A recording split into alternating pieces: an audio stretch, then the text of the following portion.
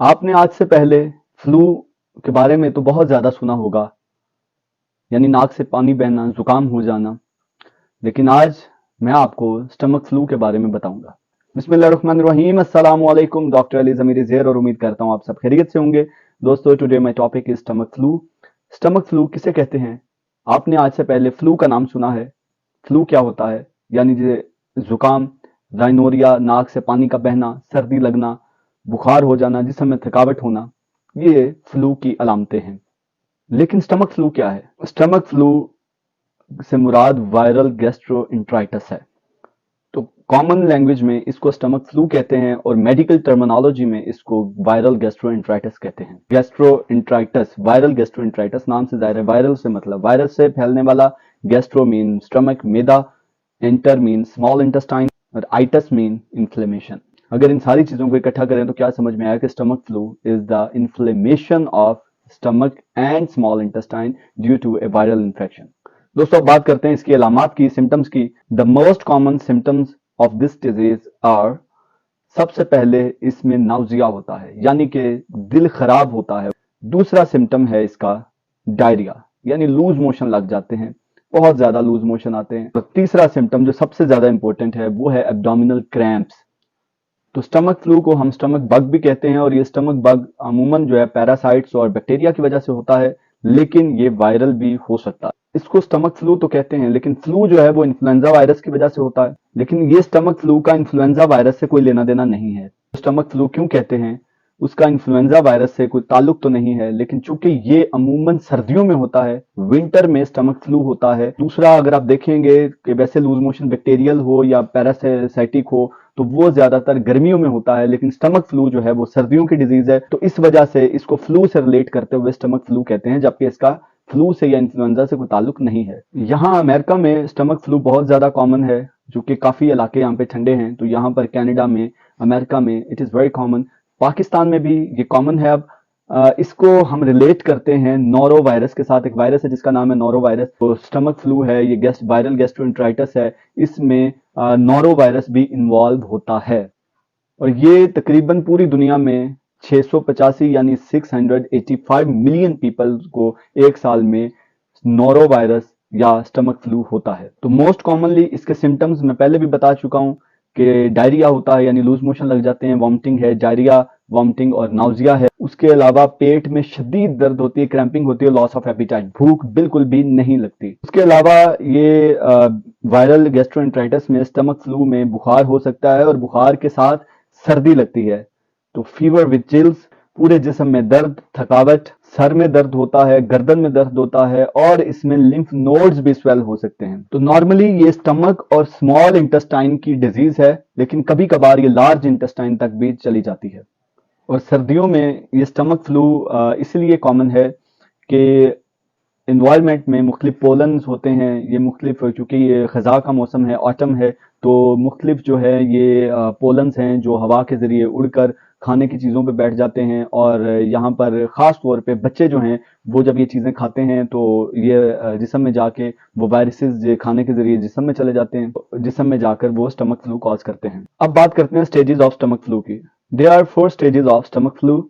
सबसे पहले एक्सपोजर होता है। एक्सपोजर क्या कि अगर किसी चीज़ पे स्टमक फ्लू का वायरस है, पोलन्स में है या किसी चीज़ में, वो खाने की चीज़ पे आ गए हैं, या खास तौर पे बच्चे जो हैं वो चीज़ें, मैंने जैसे पहले बताया, बच्चे जो हैं वो चीज़ें उठा के खा लेते हैं, तो ये वायरस जो है वो एक्सपोजर हुआ, वायरस के साथ आपका कांटेक्ट हुआ, राब्ता हुआ, वो जिस्म के अंदर चला गया। उसके बाद स्टेज आती है इंक्यूबेशन, कि वो वायरस आपके जिस्म में जाकर बैठ जाता है और वहां पर रेप्लिकेट होना शुरू कर देता है, 2 से 4, 4 से 8, 8 से 16, और ये चलता रहता है और लाखों की तादाद में वो वायरस जिस्म के अंदर बन जाते हैं। तो शुरू में तो हमारा इम्यून सिस्टम इतना स्ट्रांग होता है कि हमारा इम्यून सिस्टम उनको मारता रहता है, लेकिन जब ये मुसलसल बनते जाते हैं और इनकी तादाद बहुत ज्यादा हो जाती है, तो उसके बाद जो स्टेज तीसरी आती है वो है एक्यूट इन्फेक्शन। कि एक्यूट इन्फेक्शन में ये सिम्टम्स आना शुरू हो जाते हैं, जो मैंने सिम्टम्स पहले आपको बताया कि भूख नहीं लगती, क्रैम्पिंग होती है, बुखार हो सकता है, डायरिया है, नाउजिया है, ये सिम्टम्स आना शुरू हो जाते हैं। और लास्ट स्टेज, फोर्थ स्टेज है रिकवरी, कि ये कुछ दिन के बाद ये सिम्टम्स खत्म होना शुरू हो जाते हैं और पेशेंट आहिस्ता आहिस्ता बेहतर महसूस करना शुरू करता है।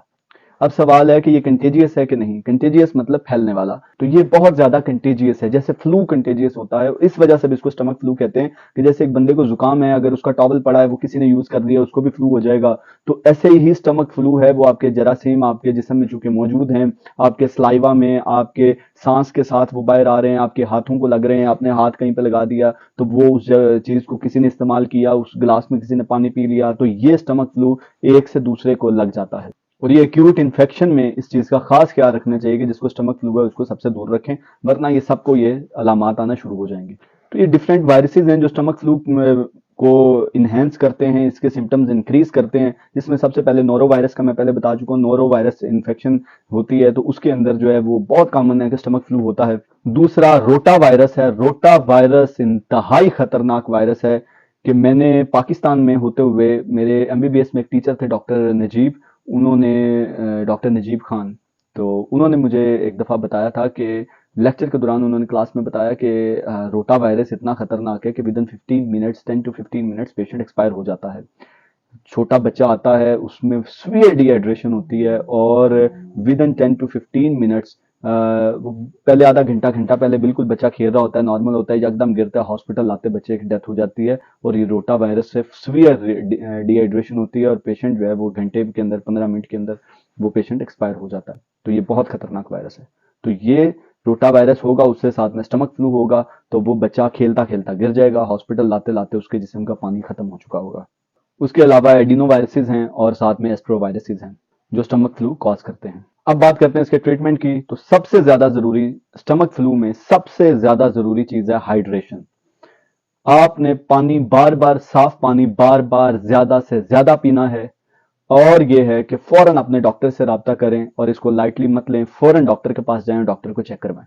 क्योंकि इसका एक सिम्टम ये भी है कि आप जितना पानी पिएंगे वो जिस्म के अंदर गायब होता जाएगा। आपको जब पेशाब आएगा वो डार्क यूरन होगा, कंसंट्रेटेड यूरन होगा।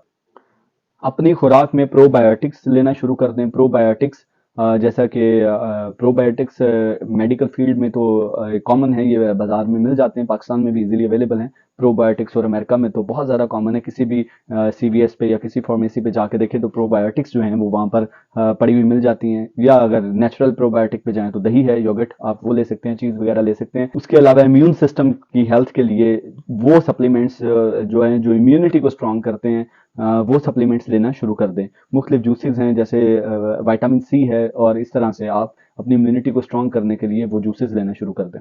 अपने हाथ बार बार धोएं, सफाई का खास ख्याल रखें और सेफ फूड हैंडलिंग करें कि खाना जो भी आपको दे वो भी हाथ धो के आपको अच्छे से खाना दे। आप खुद भी खाना ले तो हाथ धो के, यानी आपने साफ खुराक, साफ पानी पीना है, साफ जगह पे रहना है, अपनी सफाई का ख्याल रखना है। अपने बर्तन थोड़े अरसे के लिए आपने अलग कर देने हैं ताकि ये बीमारी किसी और को ना लगे, और खास तौर पे बच्चों में, क्योंकि ये बच्चों में फैटल डिजीज है, बच्चों में जानलेवा हो सकती है। तो उम्मीद करता हूं आपको ये वीडियो अच्छी लगी होगी। अगर आपने अभी तक हमारे चैनल को सब्सक्राइब नहीं किया तो काइंडली मेरे चैनल को सब्सक्राइब करें, बेल आइकन को क्लिक करें ताकि हर आने वाली वीडियो आप तक पहुंचे। खुश रहें, आबाद रहें, दुआ में याद रखिए। खुदा हाफिज।